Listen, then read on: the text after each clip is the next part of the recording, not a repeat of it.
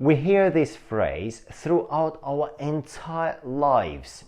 Don't get distracted. Usually when you start studying, your friends text you, or someone posts a video on Instagram where they're having fun.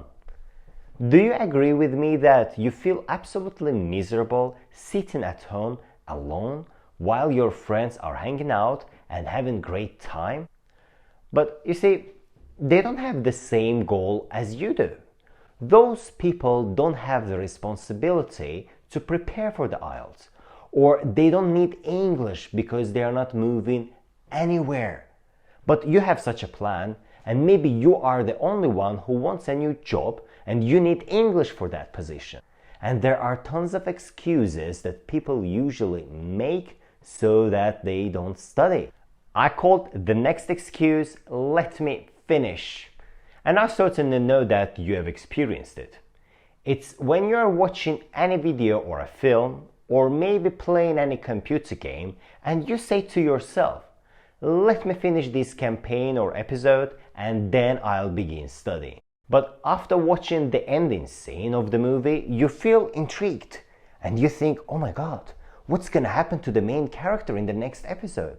Are they gonna marry? Or is she gonna die?" Then you check time and you think, "Alright, I have plenty of it, so I can watch the next episode or play one more campaign." You have made this excuse, right? And it wasn't just once. I know it because I've been trying my best to overcome the same excuse my whole life whenever I start doing something important. And the next thought that distracts us, and let's call it, "It's enough for today." What a brilliant phrase to justify our laziness, right? After studying for 30 minutes or an hour, maybe learning 10 new words, reading 2 articles in English, basically, given the minimum effort, we usually indulge ourselves with a huge break that takes twice or thrice more time than we spent on studying. But is it really enough? I mean, that little amount of knowledge that we inserted into our brains. Because usually your conscience disagrees, and that internal voice clearly tells you that you haven't deserved a break yet. Another excuse I constantly hear when they say, "I've had a hard day at work today." But you do have some energy and power to drive all the way to the city center and drink some beer with your friends, come home late and go to work next day without getting enough sleep, right?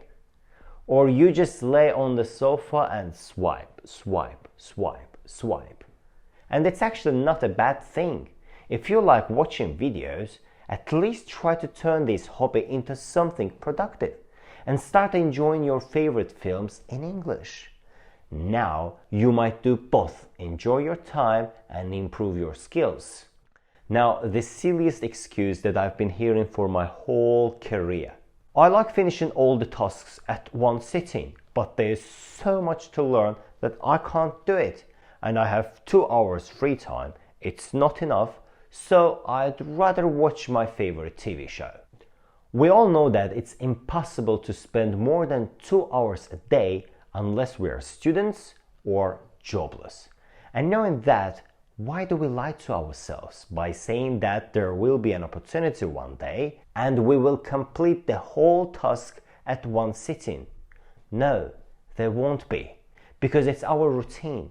We work 9 hours, 2 hours we spend on commuting. We sleep 7-8 hours, 1 or 2 hours for necessary things like taking a shower, so we have 3 or 4 hours free time, and we spend half of it on our families.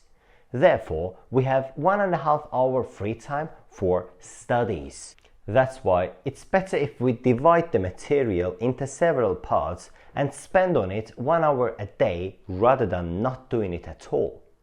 Because consistency is key. I made this video because I want you guys not let those excuses to stop you from improving your English skills.